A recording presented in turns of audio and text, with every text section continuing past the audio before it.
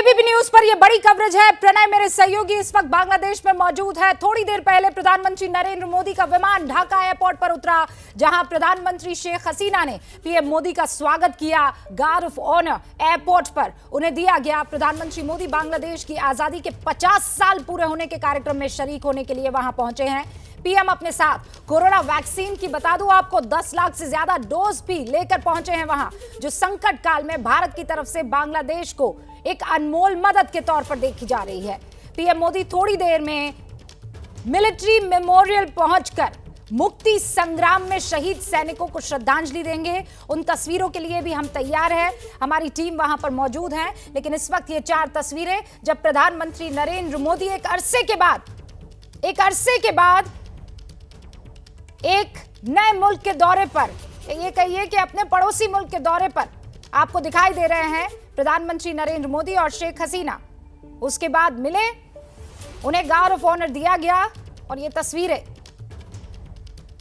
Air India one विमान में पहली मर्तबा सवार प्रधानमंत्री नरेंद्र मोदी हिंदुस्तान से पहुंचे बांग्लादेश, क्योंकि वहां भव्य तरीके से विजय पर्व मनाया जा रहा है बांग्लादेश का। मेरे साथ खास मेहमान जुड़ चुके हैं, जरा उनसे भी आपका तारुफ करवा देती हूं।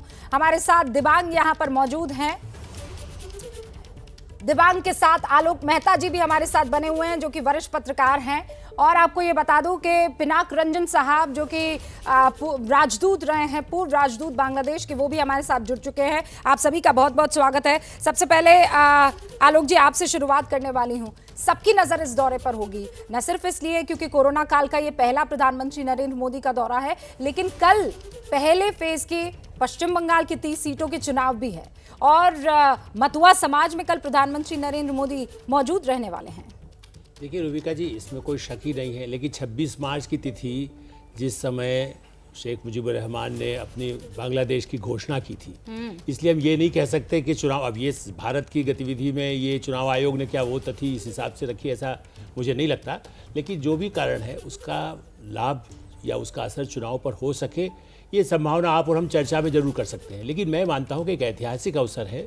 एक पूरी दुनिया जिस समय संकट में है, बांग्लादेश हमारा सबसे पड़ोसी, और भारत के 75 साल हम जिसका कहते हैं कि हम मनाने जा रहे हैं, ऐसे समय में हम एकमात्र यदि बड़ी उपलब्धि अंतर्राष्ट्रीय स्तर पर कहा जाए कि बांग्लादेश को निर्माण, विध्वंस करने वाले देश तो दुनिया में बहुत हैं, एक नया देश बना करके उसे स्वतंत्र और 1 लाख लोगों की फ़ौज को वापस पाकिस्तान को समर्पण करके उन्होंने जो समर्पण किया उसे वापस देना, उस दृष्टि से इस यात्रा का ये महत्व है कि हमारे संबंध, अभी तक हम कहते हैं नेपाल, भूटान, नेपाल हिंदू राष्ट्र है, मतलब कई बार का दावा भी वो करते हैं और उनके यहाँ उस तरह की है भी, लेकिन उससे भी अधिक यदि देखा जाए तो बांग्लादेश का हमारे लिए स्ट्रेटेजिकल महत्व हो गया। नेपाल से तो कोई खटपट चलती है, लेकिन इस समय आप पिछले वर्षों में देखें सबसे अधिक महत्व बांग्लादेश का हमारे साथ इसलिए है कि एक्सपोर्ट में चाहे चीन से मुकाबला करना हो, इंपोर्ट में करना हो, भारत के प्रति जो संबंध है उसको प्रगाढ़ करना हो, तो प्रधानमंत्री नरेंद्र मोदी ने की जरूरत है और बांग्लादेश इसमें बहुत मजबूती के साथ वो किरदार निभा सकता है।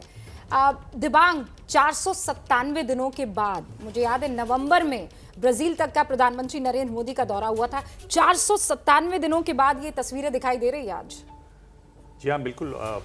प्रधानमंत्री देश में इतने दिन रहे, ये अपने आप में खबर बन गई कि अभी तक बाहर नहीं गए हैं। पर वो ये दौर ऐसा रहा कि लोग बाहर नहीं जा रहे थे, बाहर जा भी रहे थे तो लोग वहाँ पर मिल नहीं रहे थे, आपस में नहीं मिल रहे थे। बहुत ही कठिन दौर से ये निकला। पर ये बांग्लादेश का दौरा जो आप बता रही हैं कि इसमें जो बड़ी खबर निकलेगी, एक तो बांग्लादेश का 50वां स्वतंत्रता दिवस है, वो बहुत बड़ी बात है। भारत का जो रोल रहा, जो आलोक जी ने बताया, वो बड़ी बात है। आप बात कर रही थी मटुआ समाज की। देखिए, मटुआ समाज को अगर आप करीब से देखें तो वहाँ पश्चिम बंगाल के चुनाव में करीब 20 सीटों पर इसका 70 सीटों पर, माफ़ कीजिएगा, इसका असर दिखाई देता है। जितने भी जो एसटी हैं, करीब 1.5 करोड़ 70 लाख के करीब वोट इनके बताए जाते हैं। पिछली बार भी प्रधानमंत्री जब 2019 में बांग्लादेश की पश्चिम बंगाल जब गए थे तो बोड़ो माँ, जो एक तरीके से इस सबको देखती हैं पूरे समाज को, उन्होंने जाके पाँव छुए थे। उनके जो बेटे हैं वो बीजेपी की टिकट पर चुनाव लड़े, वो चुनाव जीते भी, वो सांसद हैं। और ऐसा नहीं है कि ये मटुआ समाज ने पहली बार किया हो। मटुआ समाज के जो प्रथम जब सबसे पहले विभाजन हुआ, विभाजन के बाद मटुआ समाज की तरफ से उम्मीदवार बने थे वो कांग्रेस के एमएलए बने थे। ममता बनर्जी के जो कैबिनेट है उसमें जो रेफ्यूजीज के मंत्री थे वो भी मटुआ समाज के जो संस्थापक जो परिवार है, जो हरिचंद ठाकुर, जिनका ओरकंडी में जहां प्रधानमंत्री जाएंगे ये उसी परिवार से हैं। हरिचंद ठाकुर, गुरुचंद ठाकुर उनके बेटे हैं और प्रथम रंजन जो ठाकुर हैं वो बने थे पहली बार। तो मैं ये कहना चाह रहा हूँ कि मटुआ समाज एक ऐसा समाज है जिसमें वो लोग जो वर्ण व्यवस्था में नहीं माने जाते, यानी जिनको चांडाल कहा जाता है, उसके लोग शामिल हैं, दलित लोग शामिल हैं, वो लोग जिनकी कोई किसी को देखता नहीं। और कब इसको करीब से मैं देख रहा हूँ इस चुनावों के दौरान, तो जिस तरह से कांशीराम थे उसी तरह से हैं, बहुत ज़्यादा संगठित हैं। इनका वोट है, एक बार इशारा कर देते हैं तो वो पड़ जाता है। 2009 में इन्होंने एक तरीके से अपनी पकड़ बनाई जब ये बात हुई कि 2003 में जो सिटीजनशिप का कानून आया था उसके खिलाफ उन लोग आंदोलन करेंगे, तब से ये बना। ममता बनर्जी ने इनको पहले पहचाना, ममता बनर्जी को बोरोमा ने पेट्रन भी बनाया मटुआ समाज का।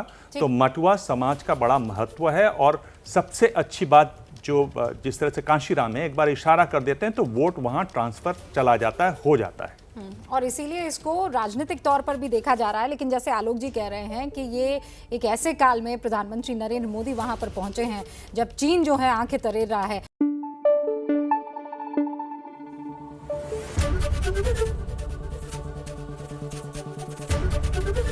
एबीपी न्यूज आपको रखे आगे।